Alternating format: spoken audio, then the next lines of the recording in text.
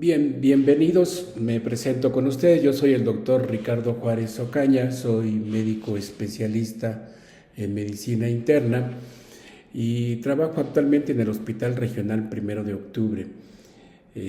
Agradezco a la licenciada Cecilia, la maestra Cecilia, el que me haya invitado a participar en este curso, que por demás resulta muy interesante los nuevos cambios que se han decidido emprender con esta modalidad de atender a los pacientes en un hospital que no tiene experiencia con el manejo de los pacientes psiquiátricos, lo cual me parece que es todo un reto y que hay muchas cosas por descubrir, hay muchas cosas por hacer y en eso estamos trabajando.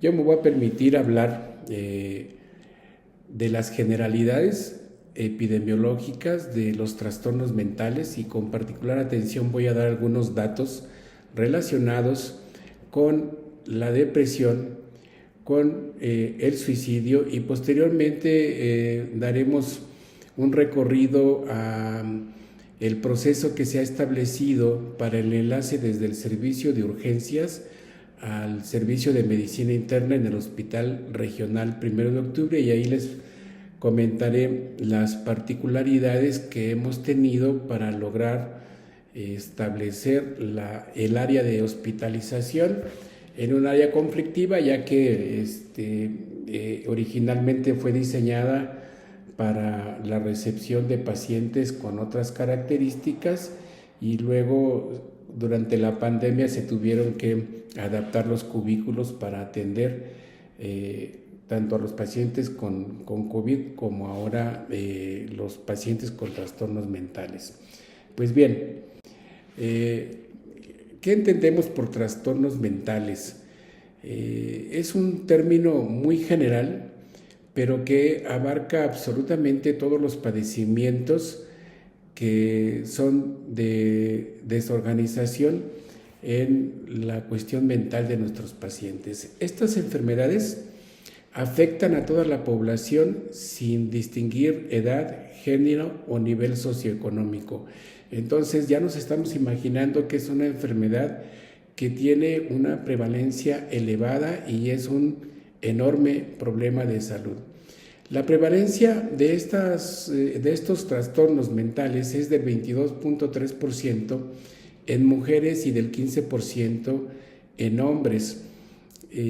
Como podrán ver, esto implica que los estados, los gobiernos, los que se dedican a la administración de la medicina tendrán que hacer grandes esfuerzos para atender este tipo de enfermedades que son de alta prevalencia, incluso muchas de ellas más que algunos padecimientos como el cáncer. Los padecimientos mentales son de mayor frecuencia en sujetos de 18 a 25 años, según la Organización Mundial de la Salud, en un 25.8%. Entonces, es otro enorme problema que afecta a la población que inicia su actividad económicamente activa. Y junto con esto, como médico especialista, nos toca considerar los trastornos mentales asociados a toda la comorbilidad que presentan los enfermos, o bien la comorbilidad que se origina por el tratamiento farmacológico, por ejemplo, los antidepresivos, los antipsicóticos, que algunos de ellos favorecen el incremento de peso y el desarrollo de síndrome metabólico o alteraciones con los triglicéridos y el colesterol. ¿Cuáles son los retos de estas enfermedades para la atención en nuestro país? Pues bien, vemos que es un problema con alta prevalencia, pues ocupa el 5º lugar como carga de enfermedad. ¿Y a qué se refieren con este término de carga de enfermedad? Pues es un indicador que nos dice qué tan frecuente este tipo de personas muere de manera prematura y cuántos años ha vivido con discapacidad. Imaginen ustedes que estos sujetos pueden morir 15, 20 años antes de lo que habitualmente se espera que sobrevivan, pero además que pueden pasar la mitad de su vida discapacitados o con secuelas de la enfermedad. Y fundamentalmente hablamos de estos padecimientos como son la esquizofrenia, la depresión, la obsesión, la compulsión y el alcoholismo. Estos son los que predominan el cuadro de todos los padecimientos psiquiátricos.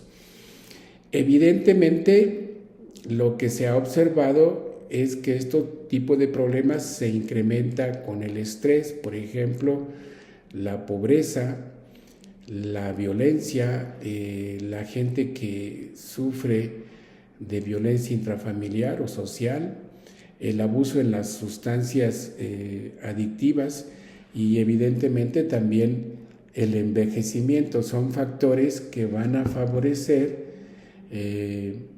la presencia de estas entidades y que nos hacen realmente tener en consideración cómo es que debemos de planear la atención de estas en un hospital general o en un hospital de alta especialidad.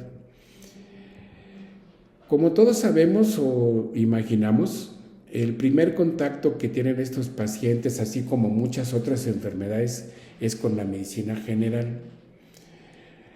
Desafortunadamente, la detección, el tratamiento o la canalización a servicios especializados es insuficiente, o porque el médico general lo desconoce o porque el paciente no se atreve a solicitar estos servicios o representa para ellos un importante estigma social que hace que se vean segregados. Y es común que la gente que tiene un trastorno mental sea estigmatizada, sea marcada socialmente y no son de manera social bien aceptados, por el contrario, hasta son relegados o son rechazados. De tal manera que esto implica un retraso en la identificación de los síntomas y en la facilidad o la factibilidad de recibir ayuda especializada. No obstante que ya se tiene un avance científico importante en la atención de estas enfermedades, seguimos teniendo deficiencias en la atención de este tipo de problemas. Por el otro lado, a nivel social, la gente que no tiene cobertura social tiene serias limitaciones para adquirir estos medicamentos porque en primera son muy caros, en segunda la mayoría son controlados y se requiere de que este tipo de pacientes tengan un círculo de apoyo familiar o social muy importante y habitualmente la misma familia estigmatiza al paciente y eso favorece a que se aíslen. Continuamos con los retos en la atención de este tipo de problemas. Lo que se ha observado es que la población en general no solicita la ayuda que está disponible para la atención de los problemas mentales. ¿Por qué? Por miedo a la estigmatización que sufren. Y es común que escuchemos que déjalo, está loco, o pues no tiene remedio, está loco, o hay que internarlo en un manicomio porque así la sociedad lo ha pensado y el cine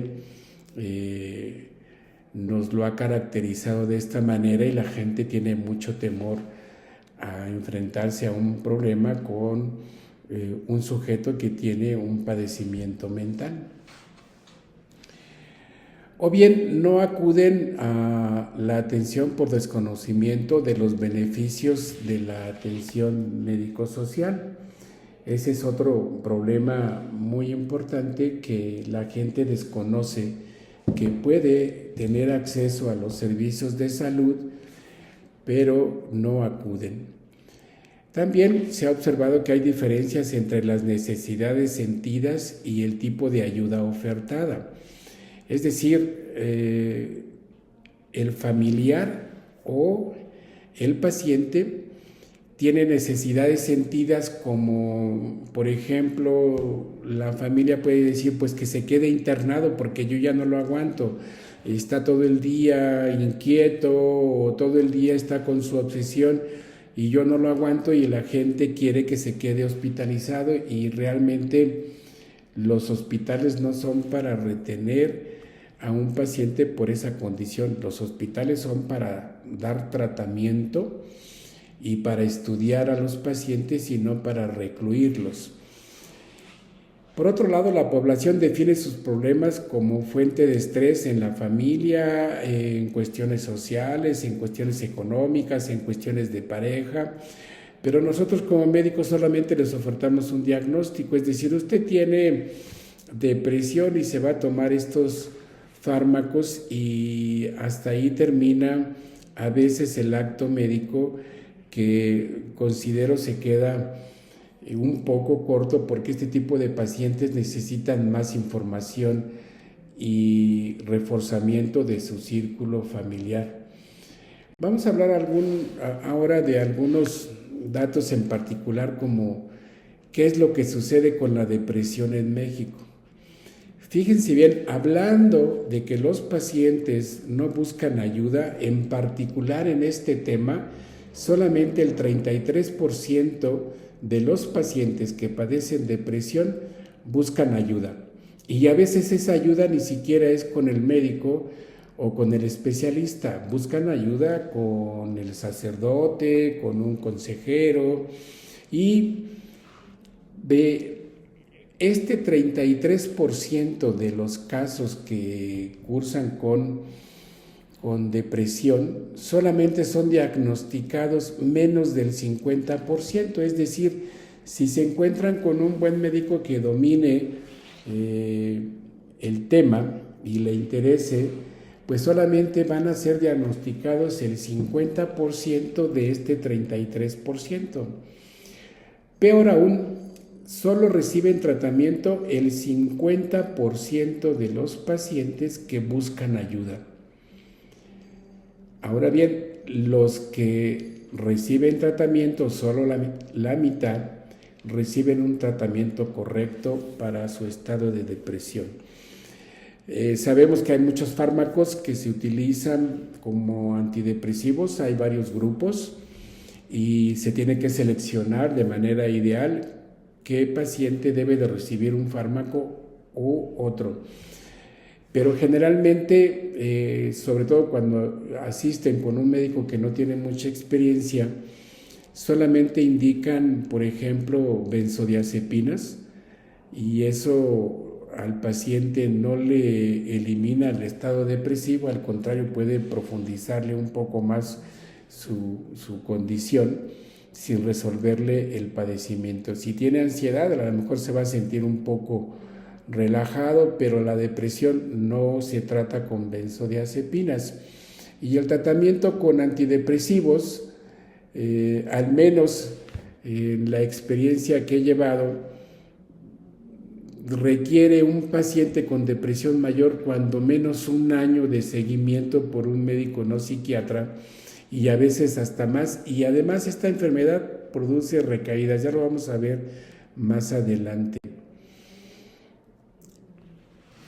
Por el otro lado, la intervención de un médico especialista en medicina interna en colaboración con los expertos en psiquiatría y en psicología es determinante.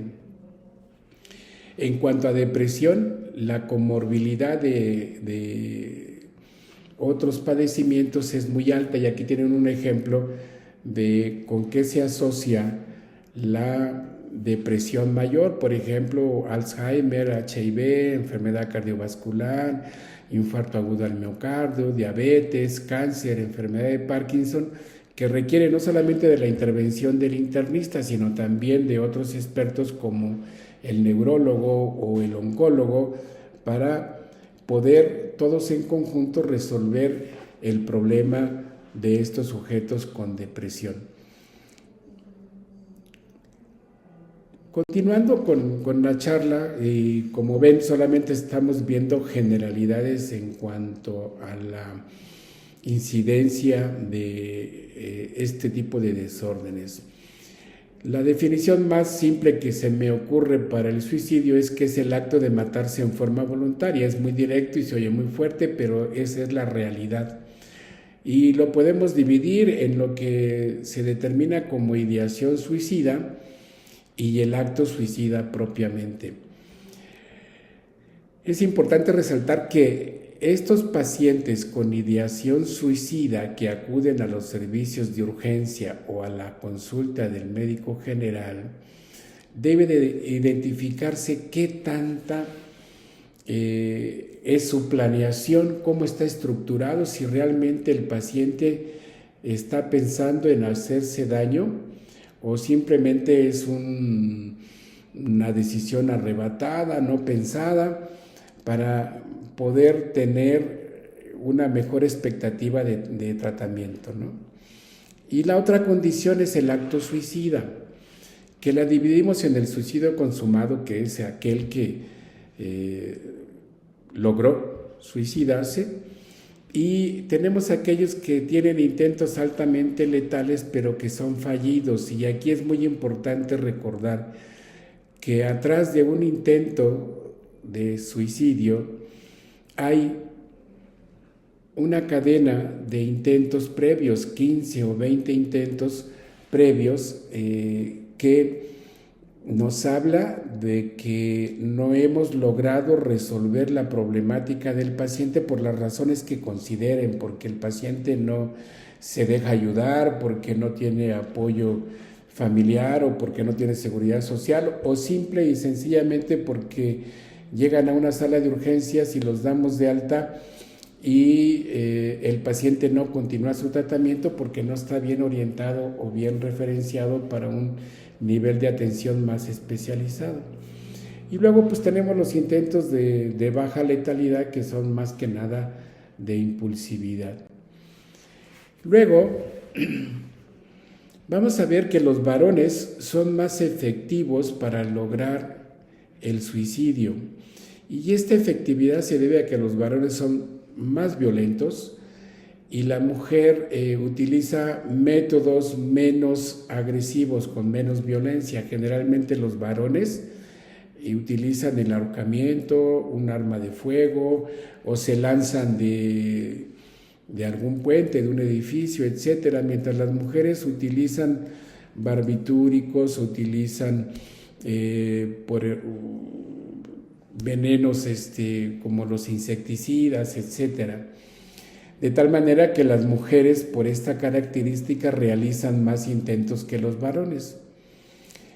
Y lo que se ha observado es que es más común en la clase media baja, pero cierta consideración o una consideración importante se tiene que tener en quien intenta suicidarse ya tiene antecedentes de estar recibiendo un tratamiento psiquiátrico o que está siendo manejado por un trastorno de la personalidad o por abuso de sustancia.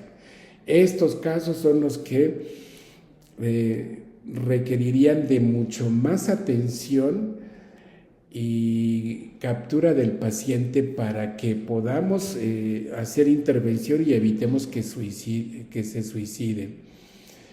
Entonces, por consiguiente, el suicidio consumado es más frecuente en los varones y es más común. Por arriba de los 50 años son más efectivos para lograr el suicidio. Pero se ha observado en el país que hay un incremento progresivo en sujetos de 15 a 24 años de edad, y habrá que ver por qué este grupo de edad está buscando cada vez más hacerse daño y qué trastornos son los que le están modificando su estilo de vida. Y es importante tener en cuenta la comorbilidad psiquiátrica. Un paciente con esquizofrenia que vemos un día bien, al otro día ya lo podemos ver con la soga al cuello, ¿no? Y también habrá que ver si este sujeto que está intentando suicidar tiene cuántos intentos previos, con qué lo ha hecho. Habrá que hacer una valoración más detallada, quizás mediante una encuesta, para valorar cuál es su intencionalidad de suicidio desde la sala de urgencias. Bien, pues a nivel mundial, 1 millón de sujetos logran el suicidio y está catalogado como la 13ª causa de muerte a nivel internacional. Lo peor de todo esto es que se espera que se duplique en 20 años y estos son datos del año 2000, o sea que ya estamos por ahí, quizás llegando a la meta de la duplicidad del número de suicidios a nivel internacional. Un dato muy interesante y sirve para hacer seguimiento: el 25% de quienes lo intentaron lo van a volver a intentar al siguiente año. Una cuarta parte de estos sujetos lo van a intentar al siguiente año y creo que sería muy sencillo hacer el seguimiento de estos que lo intentaron para evitar que vuelvan a tener ideación suicida. Un dato alarmante además de esto es que de estos sujetos el 10% lo logrará en los próximos 10 años. Ahí vemos la perseverancia de este tipo de pacientes y el número de intentos que le van a seguir después del primero. Y bueno, lo que ya había comentado hace un momento, en el hombre el ahorcamiento es lo habitual, o el arma de fuego, o el lanzamiento de una altura, y en la mujer pues el envenenamiento. Y otra característica, hace rato habíamos dicho que los mayores de 50 y en este estudio los mayores de 75 lo logran 3 veces más que los jóvenes. Esto habla lamentablemente de una situación desesperada en este tipo de pacientes. Estos son los trastornos psiquiátricos que tenemos que prestar mucha atención a que lleven un buen control y un manejo con un médico especialista o con alguien que domina estos temas para que evitemos el suicidio. Y la depresión mayor es uno de los fundamentales, el trastorno bipolar, el paciente esquizofrenia, sobre todo aquí están esos jóvenes de 25 y más, el consumo del alcohol es una causa importante, aparte de los accidentes que produce el consumo de esto y el manejar autos en esas condiciones. El abuso de sustancias es otro elemento que tenemos que tener presente para atender de manera óptima a estos enfermos. La ansiedad, sobre todo cuando se asocia con depresión mayor, es un elemento que orilla a los pacientes a cometer suicidio. Las mujeres habitualmente con anorexia nervosa y los trastornos de la personalidad en general.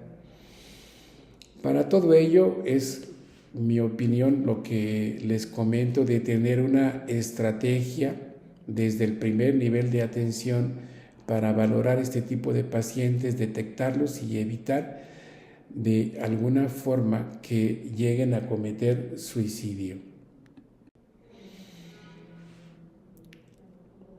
Es muy sencillo quizás identificar cuáles son los factores de riesgo en el paciente suicida. Y entonces vemos que el aislamiento familiar o social es una característica y debemos de pensar por qué se aísla un sujeto, pues porque se siente o con temor o se siente relegado, o el mismo padecimiento motiva que esté en esa condición de aislamiento, y esto lo deben de saber los familiares de un sujeto que tiene un trastorno mental, que si el paciente permanece mucho tiempo aislado o busca el aislamiento, aguas, ese paciente puede cometer suicidio.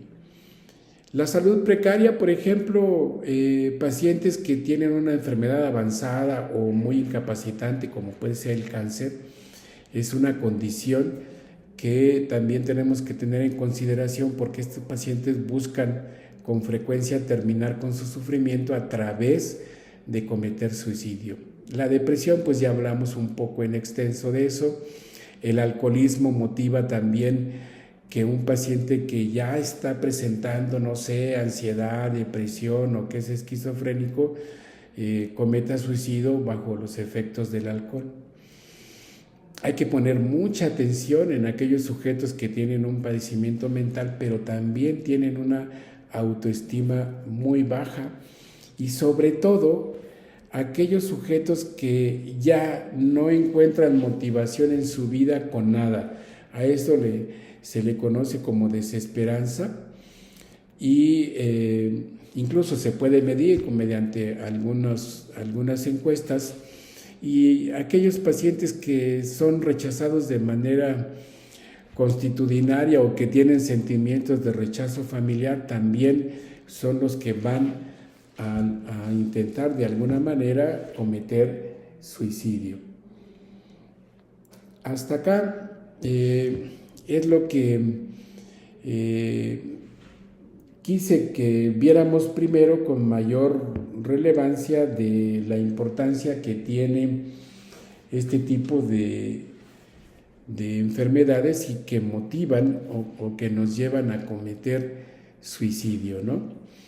De tal manera que un planteamiento como plan estratégico para prevenir este tipo de enfermedades, pues requiere de una mejor educación a los niños y a los jóvenes, y eso le compete a la Secretaría de Educación Pública mejorar sus programas de educación y hablar sobre todo de estos temas, ¿no? Yo creo que un problema grave que tenemos es que nuestro personal médico no tiene suficiente entrenamiento, sobre todo los que no son psiquiatras.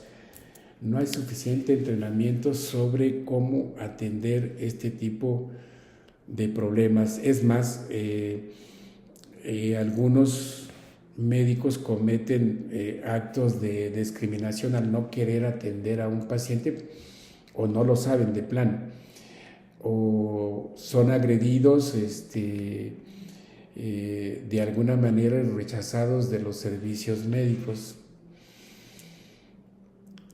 Un tratamiento eficaz de los trastornos subyacentes a los problemas mentales puede ayudar a reducir la prevalencia de este tipo de trastornos, ¿no? Y tenemos que trabajar mucho sobre el control médico-ambiental de los factores de riesgo, y pues ahí es un grave problema porque hay que combatir la farmacodependencia y hay que combatir la pobreza, y pues como médicos estamos ahí un poco limitados.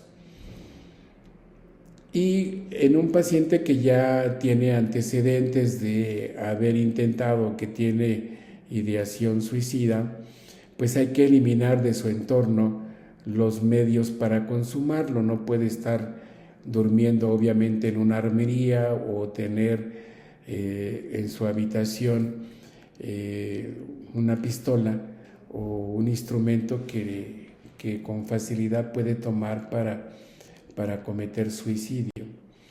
Bien, este es el protocolo del Código Morado que recibimos hace algunos meses para iniciar este proyecto de trabajo. Esto consiste en que el experto en la sala de urgencias es quien inicia el protocolo, identifica si el paciente tiene condiciones para quedarse a resguardo en la sala de urgencias, o para manejarle la ansiedad, o para manejarle la heteroagresividad que presenta. Y para esto se diseñó contar con un equipamiento de fármacos que pueden utilizarse de manera expedita. Anteriormente, yo recuerdo cuando estaba en las salas de urgencias, conseguir un medicamento para tratar de tranquilizar a un paciente era muy complicado. Había que hacer circo, maroma y teatro para conseguir algo que le pudiéramos inyectar al paciente y le disminuyera la agresividad o la excitación psicomotriz. Y posteriormente el traslado de corta estancia, y aquí es donde hemos tenido problemas en medicina interna porque la corta estancia se prolonga, y ahorita tengo 4 pacientes que ya tienen más de 25 días y no logramos estabilizar todavía su estado de emocional. Enseguida les comento por qué. Bien, una vez que activan el código morado, se deben de descartar, por ejemplo, si el paciente no viene descompensado de su presión arterial, de la diabetes o de algún otro trastorno que se considere como comorbilidad. Muchos de ellos a veces convulsionan, y esto puede ser el motivo de la agitación psicomotriz. Por ejemplo, un estado hiperosmolar, una descompensación de la diabetes puede producirme agitación psicomotriz. Una vez que el médico de urgencias identifica que el paciente debe de hospitalizarse, solicita la intervención del experto en psiquiatría. Y aquí tenemos problemas en las instituciones debido a que no tenemos un experto en psiquiatría que esté de tiempo completo en la sala de urgencias. Aquí hay que buscarle dentro del hospital, hay que ir a traerlo de la consulta externa o del servicio donde esté en ese momento trabajando, y a veces esto dilata mucho tiempo, y la gente que está atendiendo al paciente en urgencias a veces no sabe qué hacer. Entonces, es obvio que el médico que recibe al paciente tiene que utilizar un antipsicótico parenteral y contener al paciente con medios físicos. Es por eso que se está estableciendo que tengamos ese botiquín del código morado para que le apliquemos al paciente de inmediato, o bien lo podamos sujetar de la mejor forma para evitar que se autolesione o que lesione a alguien del equipo de salud. Y aquí es donde les comento que tenemos problemas, porque la estancia corta, según el programa, establece que el paciente puede irse a su casa por mejoría, pero hay sujetos que se niegan a tomar el fármaco, o hay sujetos que no se toman el fármaco. Y entonces no logramos estabilizar el evento agudo, y los psiquiatras nos instruyen a que se elabore el enlace para hacer un traslado, en este caso al Hospital Fray Bernardino Álvarez o al Hospital General de Tláhuac.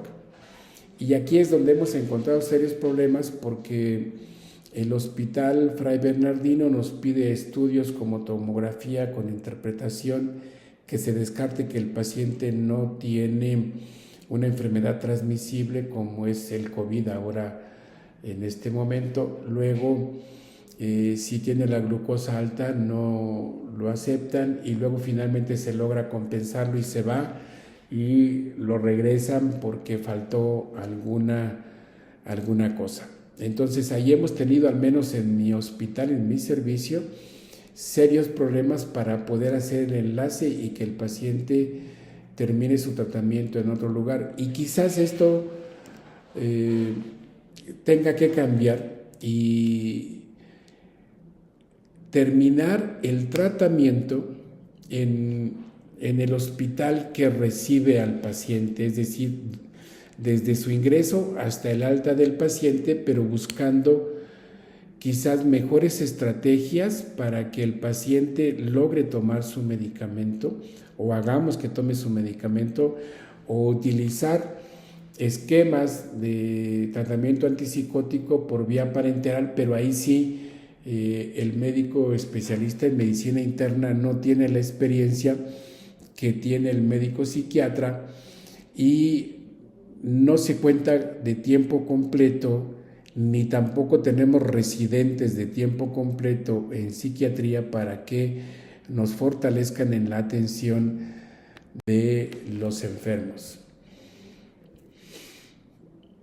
Por el otro lado, no sé, eso es una determinación del experto en psicología, si el manejo farmacológico puede ser más agresivo y hacer niveles séricos del fármaco para ver si estamos en niveles óptimos o hacer combinaciones de diferentes antipsicóticos o bien mejorar la aceptación del tratamiento por el experto en psiquiatría. Aquí es una enorme debilidad porque no contamos con psiquiatra las 24 horas del día y están asignados a atender un número de consultas que limita en muchos de los casos la presencia en las áreas de hospitalización de los pacientes. Por el otro lado, nosotros en el Hospital 1 de Octubre hemos ideado que el equipo de psicólogos de nuestro hospital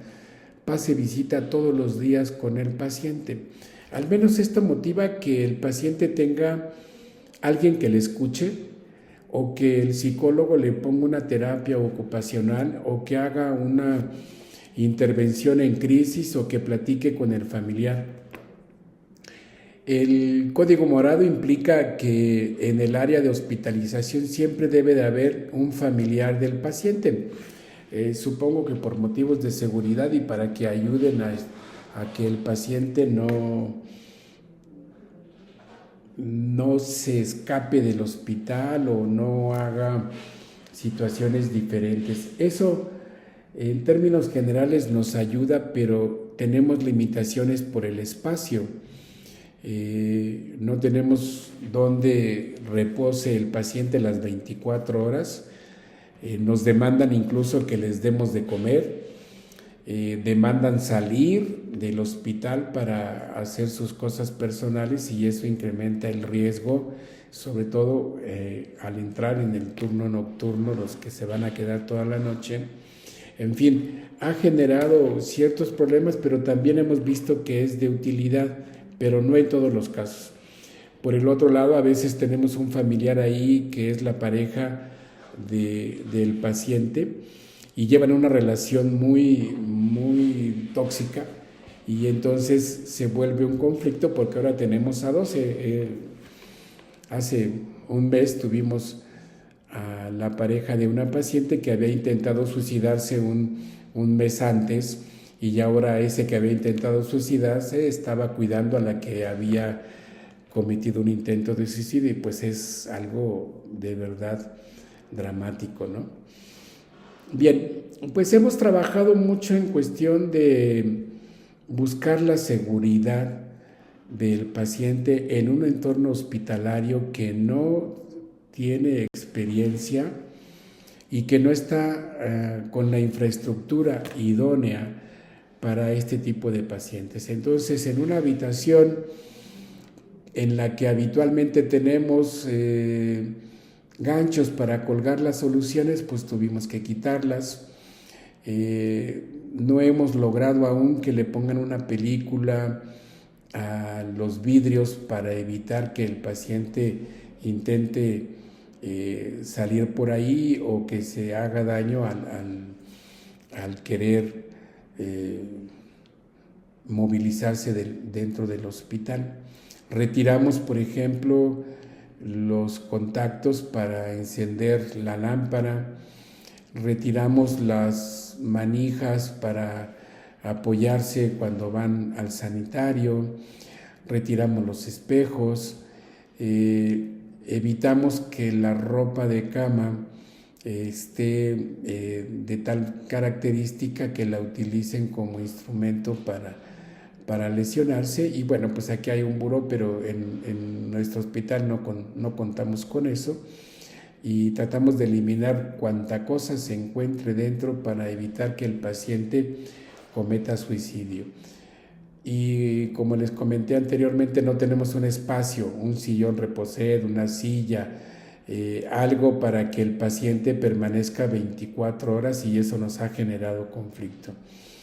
Les muestro las áreas de nuestro servicio que hemos adaptado. Tenemos nuestro botiquín de código morado. Aquí me ha tocado la tarea de prever que se quede lo suficiente para que en el fin de semana no adolezcan de uno de los fármacos, pero generalmente se me acaba el clonazepam en el fin de semana, y no encuentro pues justificación por qué se me acaba el clonazepam, pero el fin de semana se acaba el clonazepam y no tengo forma de llevar un control más estricto de por qué se está consumiendo el producto. Obviamente sabemos por qué se acaba.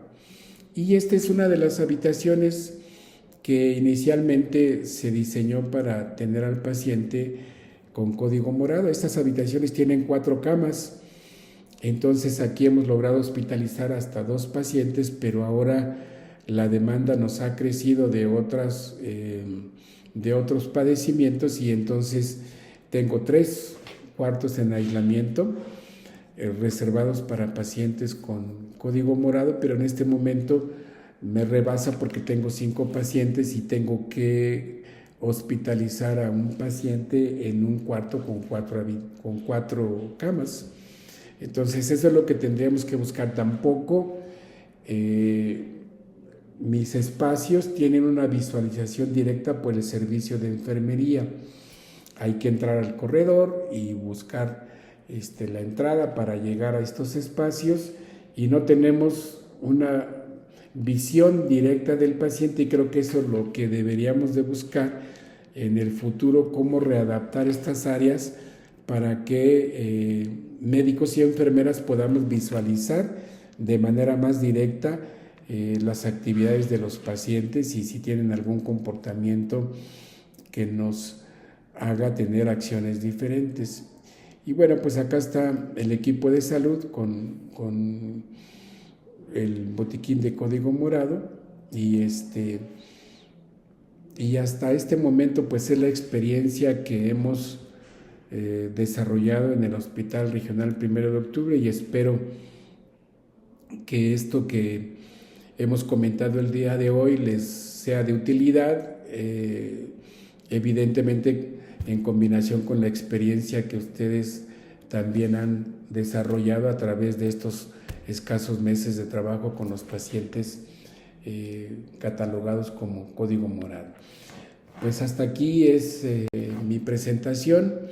Nuevamente agradezco a la maestra Cecilia su amable invitación para participar con ustedes, y pues no queda más que agradecer y despedirme.